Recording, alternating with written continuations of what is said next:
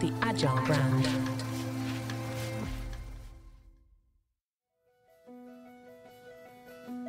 Welcome to Season 6 of the Agile brand, where we discuss marketing technology and customer experience trends, insights, and ideas with enterprise and technology platform leaders.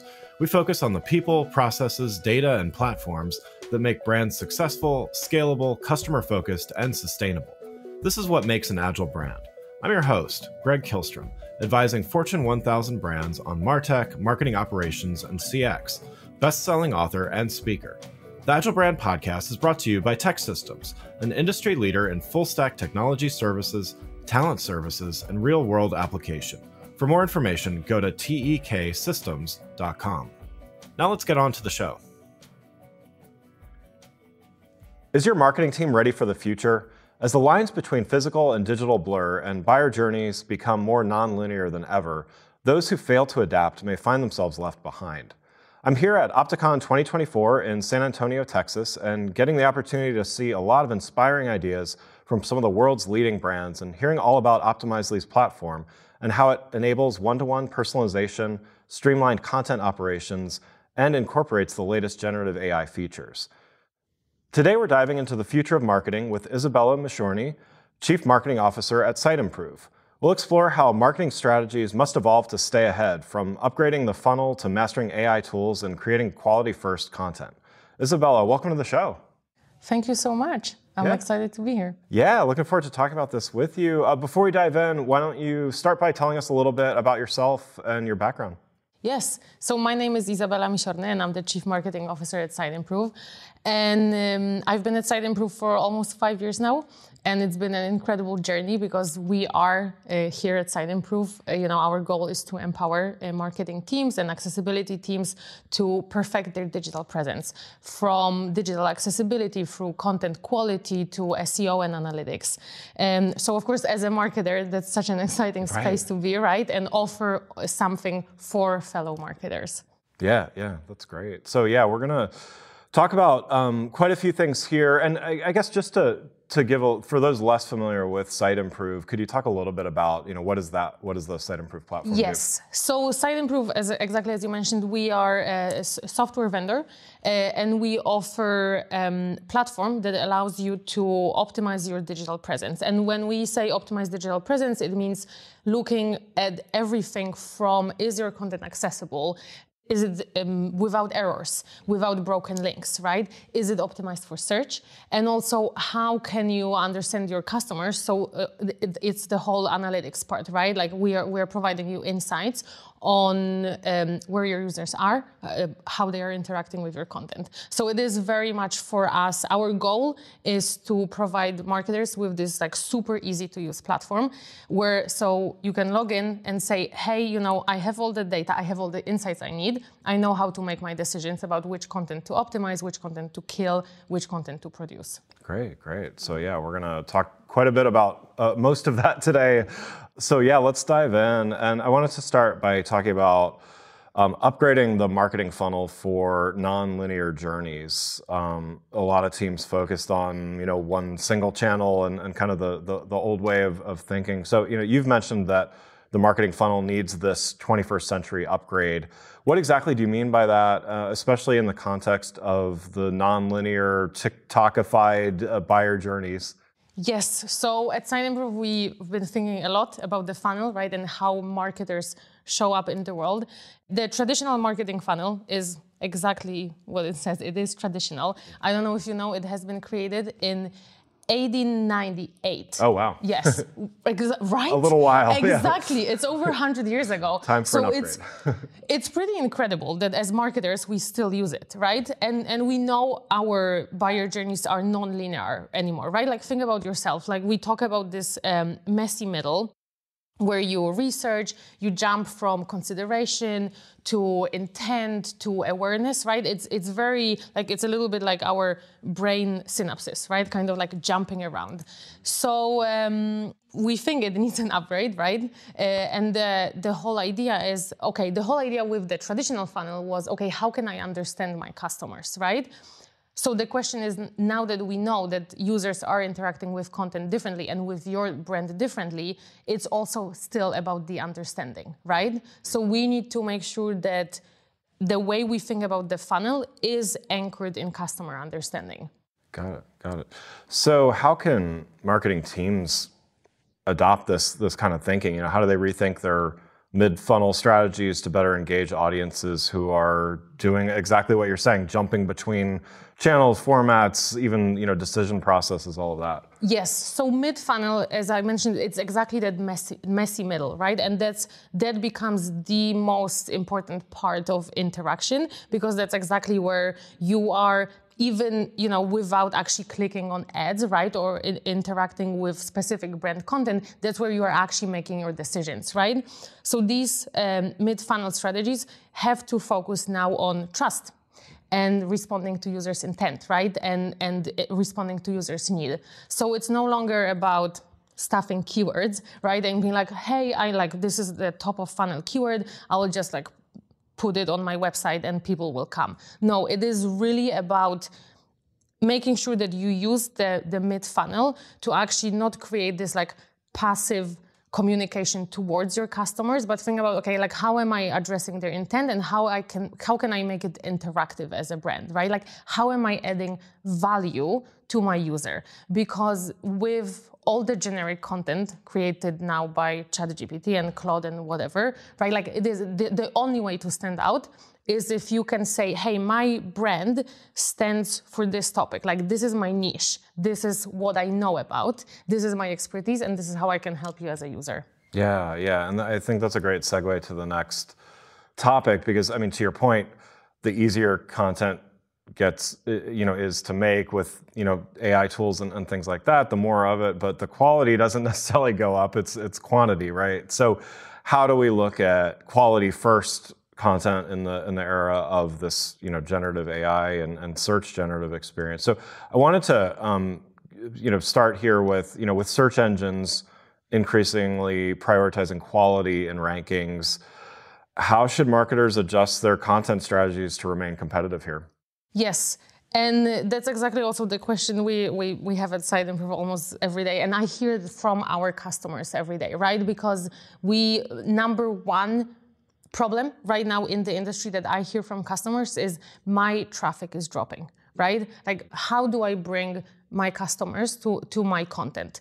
So first of all, I think we have to say what quality content means, right? Exactly, it's not longer about keywords, it's about the depth, it's about the relevance, it's about the user intent. So the way to adjust content strategies, right, is first of all to think, as I said, about customer understanding. How do I show with my content that I understand you as a customer, as my user, right? And then the other thing that becomes super important with search engines, crawling of all the content, is you need to think about your content as a holistic ecosystem, right? Because you also, as a user, you may be interacting with my brand's content on TikTok, maybe here on Instagram, and you are expecting the same cohesive experience. So as marketers, we also have to think exactly in the same way, that it is an ecosystem, and how am I saying the cohesive narrative towards the market?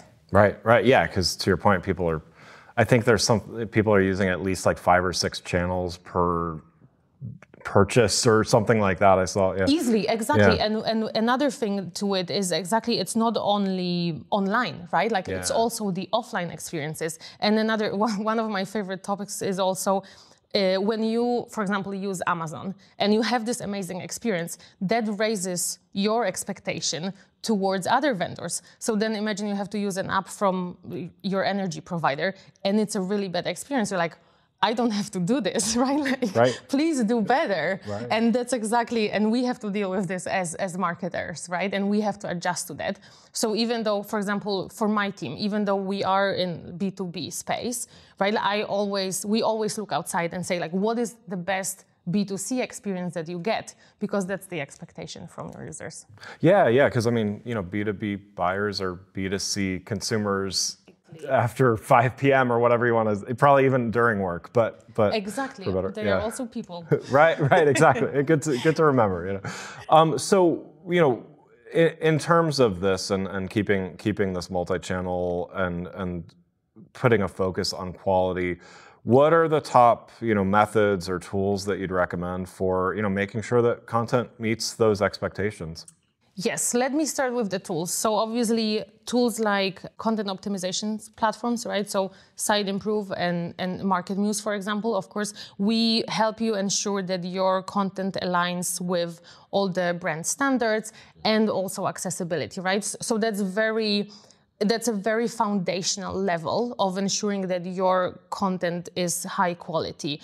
And it also makes sure that it's clear, right? That it's well structured. And this is super important, especially now with AI, because it allows not only you as user to understand it better, but also the machines, right? And that influences the search rankings.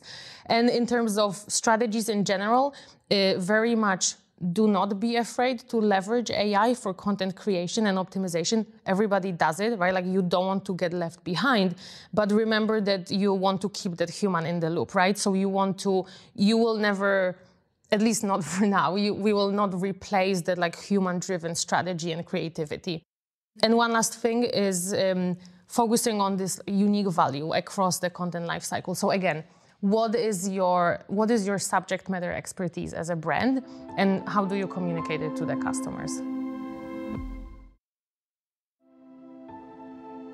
So you touched a little bit on AI there, and let's talk a little bit more. Certainly, you know, at Opticon here, we've been hearing a lot about AI, and you know, one of the big announcements was around AI agents. So, you know, I want to kind of start there of how marketers should be preparing for using these, you know, semi-autonomous AI agents, and you know how that might disrupt marketing. So they are, you know, autonomous or semi-autonomous AI agents are expected to disrupt some marketing departments. To your point, I don't think they're going to replace people altogether, but there is some, I think of it as augmentation, not replacement. But how can marketers prepare for this shift and, you know, make sure that they stay in control of these technologies? Yes, and as you mentioned, AI is like the talk of town, right? Right. For marketing departments, because we are always at the forefront, right?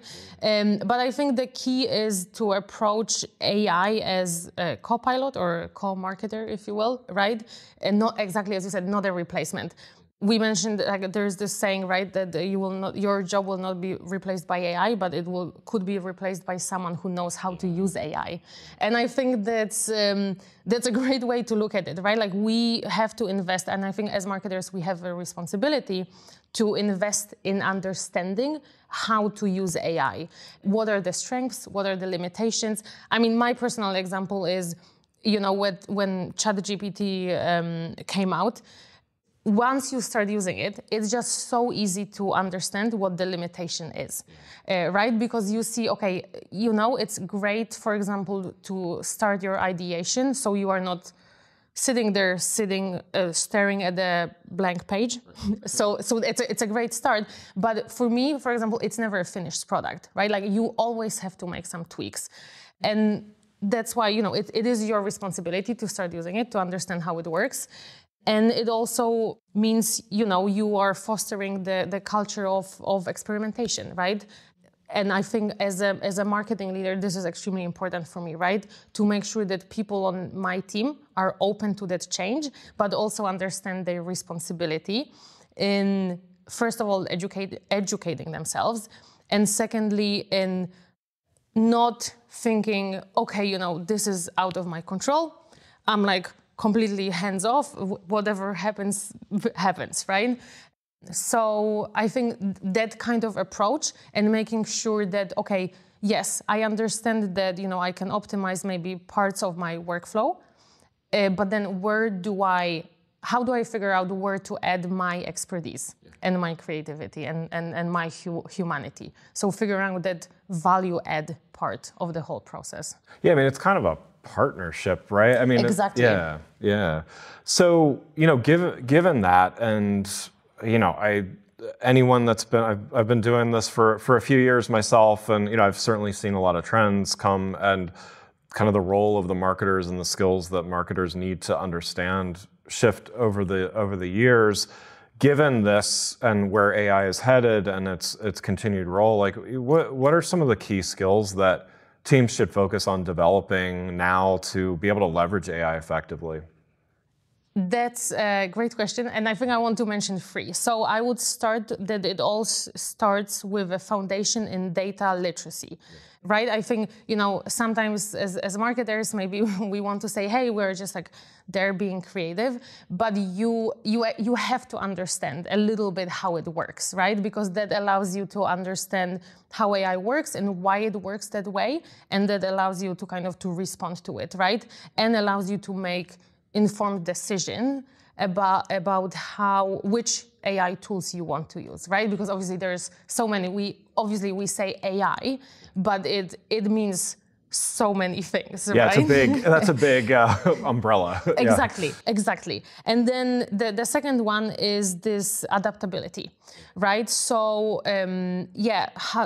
understanding, how you can adapt in a creative way.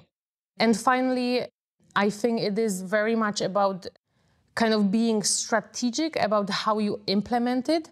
So especially for companies that are only starting their AI journey, it's about understanding, okay, can I just choose a couple of use cases for AI where I can start testing it, where I can start measuring the return on investment and go from there. So, it requires thinking, right? Like it requires actually like taking a step back, thinking a little bit more strategically and saying, how can I implement AI for my specific company, for my specific use case, so we are successful with it.